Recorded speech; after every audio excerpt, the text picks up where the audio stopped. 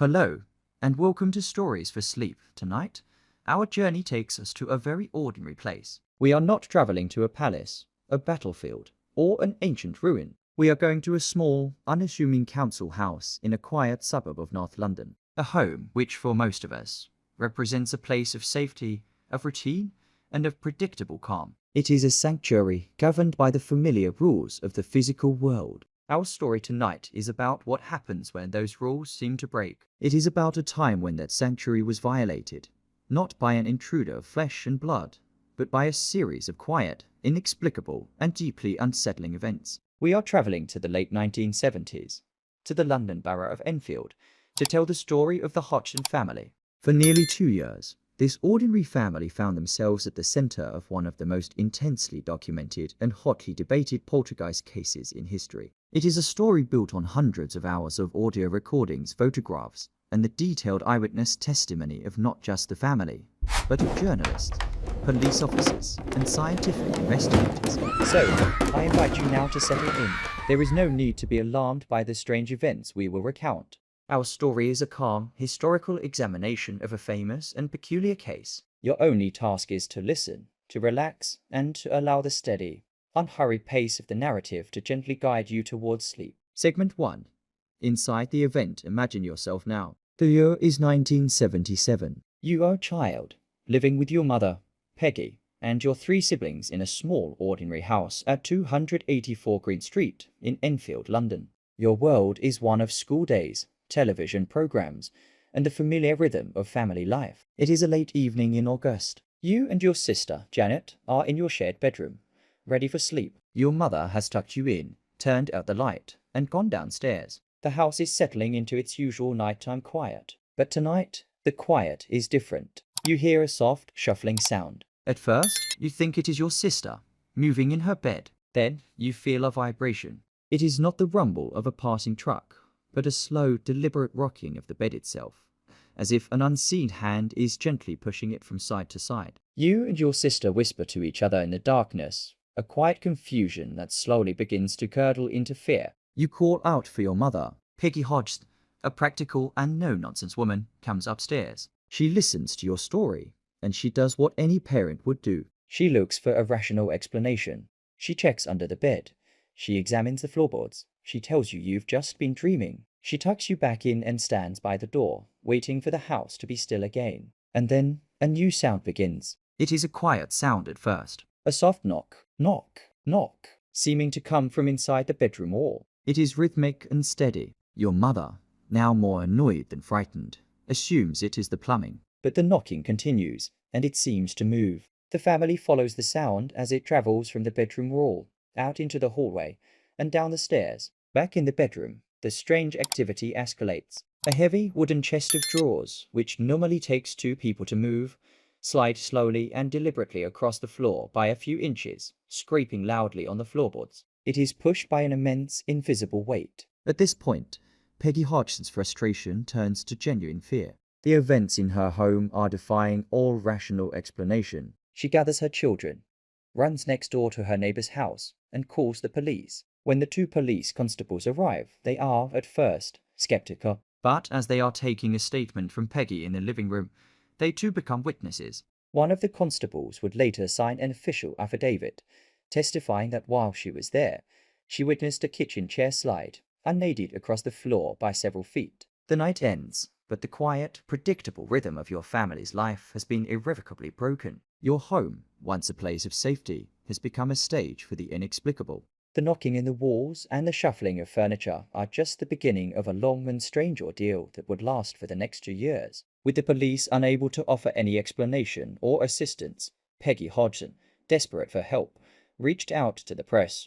Her story was picked up by a national newspaper, and through them, it came to the attention of an organization called the Society for Psychical Research, a group dedicated to the scientific study of paranormal phenomena. The society dispatched one of its members to investigate. His name was Maurice Grosse. Grosse was an inventor by trade, a man with a naturally curious and methodical mind. He was not a sensationalist, but a patient and gentle observer who had developed a sincere interest in psychical research after a recent personal tragedy. For the next year, Maurice Grosse would become a near-permanent fixture in the Hodgson small home. He brought with him the tools of his trade: still cameras, video cameras, and reel-to-reel tape recorders. His goal was not to exorcise a ghost, but to simply and objectively document whatever was taking place. He would spend countless hours, day and night, sitting quietly in the living room or the children's bedroom, his tape recorder running, waiting to capture the strange phenomena on record.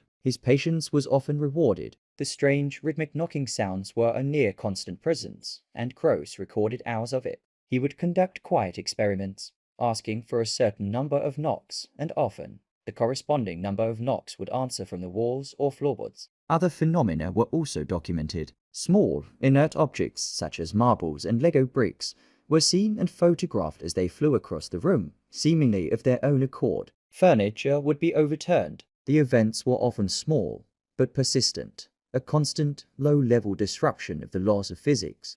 But the most disturbing phenomenon, and the one that was most compellingly captured on Grosse's audio tapes, began to center on 11-year-old Janet Hodgson. She would seemingly enter a deep, trance-like state, and from her, a new voice would emerge. It was not the voice of a young girl. It was a deep, raspy, gravelly voice, that of an old man. Over many recorded sessions, the voice claimed to be the spirit of a man named Bill Wilkins, who had lived and died in the house years before the Hodgsons moved in. The voice, speaking through Janet, would recount details of his life. In one famous recording, the voice says in a low, wheezing whisper, "Just before I died, I went blind, and then I had a hemorrhage, and I fell asleep, and I died in the chair in the corner downstairs." With his patient, methodical work, Maurice Grosse had compiled an extraordinary archive of evidence. The strange events at Enfield were no longer just a frightened family story. They were now a documented case file, filled with disembodied knocks, moving furniture, and most strange of all, a voice from the past, seemingly speaking through a young girl. The mystery was only deepening. The audio tapes and photographs compiled by Maurice Grosse and his colleagues presented a compelling, if bizarre, record of the events at 280 for Green Street. As the Enfield case grew in fame, it attracted not just believers, but also deeply skeptical investigators, and their scrutiny would add a new and complex layer of controversy to the story. For a case to be considered credible, it must withstand attempts to debunk it, and the Enfield Poltergeist would be put to the test. The turning point for many skeptics came from the discovery of outright fakery. On a number of occasions, the Hodgson children, particularly Janet, were caught attempting to stage the paranormal events. A video camera, set up to run automatically in an empty room, captured Janet bending spoons and attempting to bang a broom handle against the ceiling, all while she thought she was unobserved. In a later interview, both Janet and her sister Margaret admitted that they had faked a small percentage of the phenomena. Their explanation was a simple one. Sometimes when investigators and journalists had been in the house for hours and nothing was happening, they would try to create an event themselves, partly as a childish prank, and partly to see if the experienced researchers could be fooled. For skeptics, this admission was the final word on the matter. The entire 2-year ordeal, they argued, was nothing more than an elaborate and highly successful hoax, orchestrated by two clever and attention-seeking young girls. And yet, this simple explanation fails to account for the vast catalogue of events witnessed by dozens of other, independent and credible observers. The initial phenomena of the moving chair was witnessed by a police constable, a trained and sober observer who filed an official report. Journalists, photographers, and other researchers who visited the house also claimed to have seen objects fly across the room or to have heard the disembodied knocking for themselves. And then there was the voice. While a child might be able to throw a Lego brick across a room, it is much harder to explain how an 11-year-old girl could produce the deep, gravelly, and sustained masculine voice of Bill Wilkins for hours on end. A voice that was captured on hundreds of hours of audio tape. This complex and contradictory evidence also drew the attention of paranormal investigators from across the Atlantic. Ed and Lorraine Warren, the American demonologists whose case files would later inspire a series of popular horror films, visited the Enfield house in 1978. They too were convinced that the phenomena were genuine, though their brief and highly dramatic involvement was viewed with some skepticism by the British researchers who had been patiently documenting the case for months. The Enfield Poltergeist was no longer a simple story of a haunted house. It had become a complex and contentious debate about belief evidence and the bewildering psychology of a family under siege both from within and perhaps from without. For nearly 2 years, the small house on Green Street was a place of constant, strange activity and intense scrutiny. And then, as suddenly and as inexplicably as it had all begun, it stopped. The knocking faded, the furniture grew still, and the voice of Bill Wilkins fell silent. The Hodgson family was left to piece their ordinary lives back together, forever marked by the extraordinary events they had endured. There was no final confrontation, no dramatic conclusion.